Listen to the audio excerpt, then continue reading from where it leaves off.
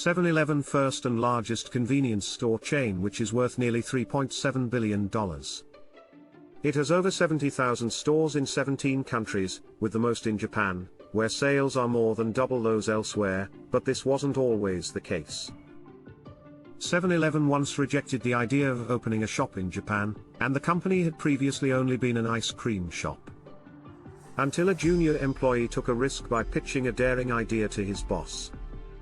In Oak Cliff, Texas, John Green worked for the Southland Ice Company, a chain of ice block stores.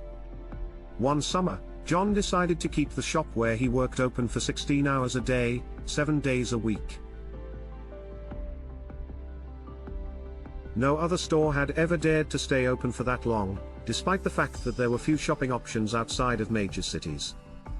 Cars were uncommon, and refrigerators were even more so. As a result, John's customers began to request items other than ice, such as milk and eggs. John realized at that point that what his customers really needed was convenience.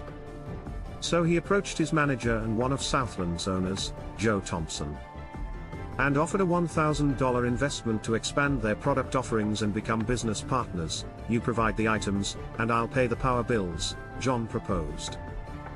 Fortunately, Joe agreed, and the two collaborated to establish the world's first convenience store. Crowds began to form outside the shop as more products other than ice were introduced. Recognizing its immediate success, Joe decided to open additional locations throughout Dallas, renaming them Totem Stores later on. The idea came to me after an employee placed an Alaskan souvenir totem pole outside one of the stores. The totem pole drew so much attention that other employees proposed a new name for it. Joe decided to further unify his stores by training staff to have daily sales talks and provide quality assurance after customers tow away their purchases. Following that, he began to build and lease gas stations at many of the stores, resulting in business booms until a disastrous event. The Great Depression struck 1 year after Southland's expansion, and the company went bankrupt. However, a banker named W. Overton Jr. was able to save Southland by arranging for the purchase of all of its bonds. As a result, Southland's board of directors acquired a controlling stake in the company. Southland's finances began to improve 2 years later, when the Prohibition, a nationwide prohibition on alcohol, was lifted and Totem stores began to sell ice-cold beers.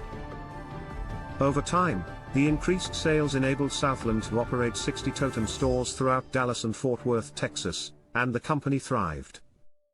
Southland purchased City Ice Delivery, which had 2 ice plants, 20 stores, and real estate in Dallas.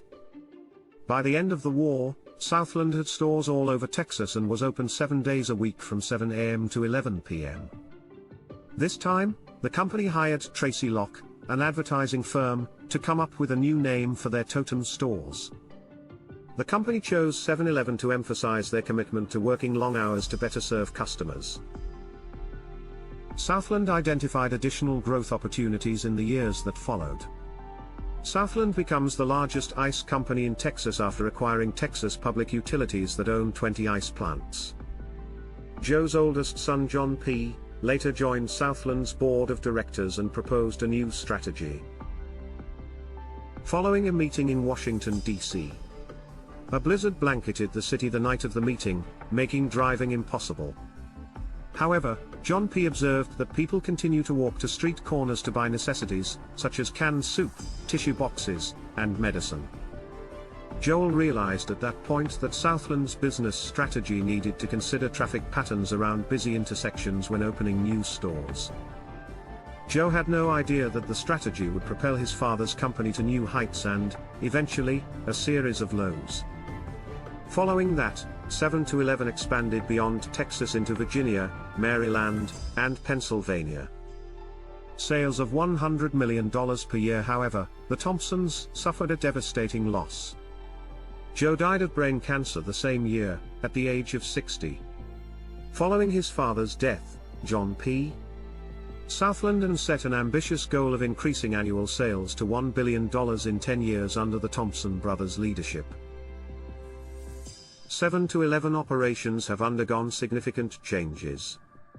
4 years later, John P. was named CEO of Southland.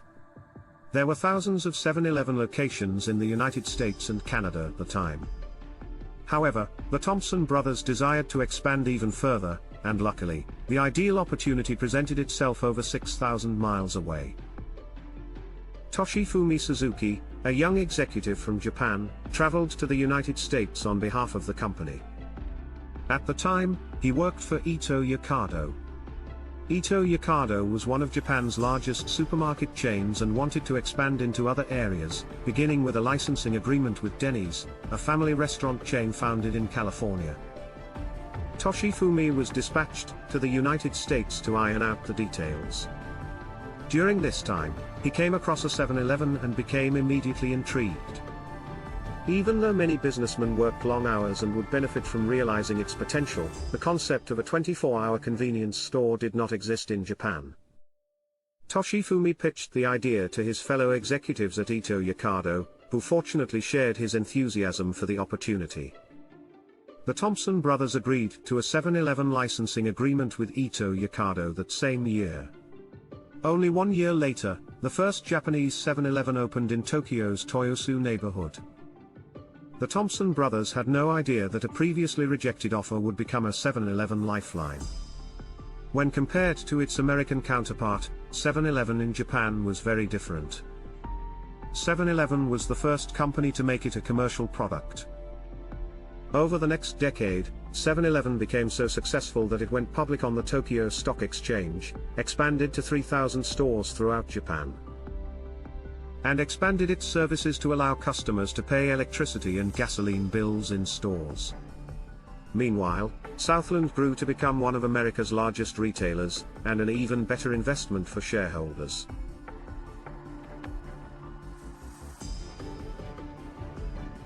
The Thompsons would only learn the truth after receiving an unexpected phone call.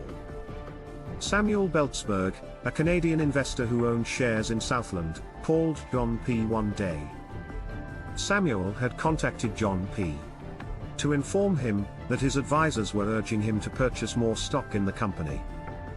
Samuel was a well-known corporate raider with a 5% stake in Southland. Meanwhile, the Thompson family owned only about 10% of the company. I was extremely anxious. The Thompson brothers chose to go private by buying out their investors, incurring $4 billion in debt, and having to pay $2.5 million to shareholders who filed class action lawsuits. Over time, the Thompson family came to own roughly half of Southland. However, in order to pay off their debt, they were forced to sell many of Southland's non-7-Eleven operations, including the dairy and ice businesses they had founded. Many employees were shocked, and approximately 2,000 were laid off. Several years later, Southland declared bankruptcy again after failing to persuade creditors to agree to a debt refinancing, resulting in one of the largest bankruptcy cases in U.S. history. Around 4,200 of the international stores were in Japan. Fortunately, Ito Yokado agreed to the deal to buy Southland Corporation and rename it 7-Eleven Incorporated.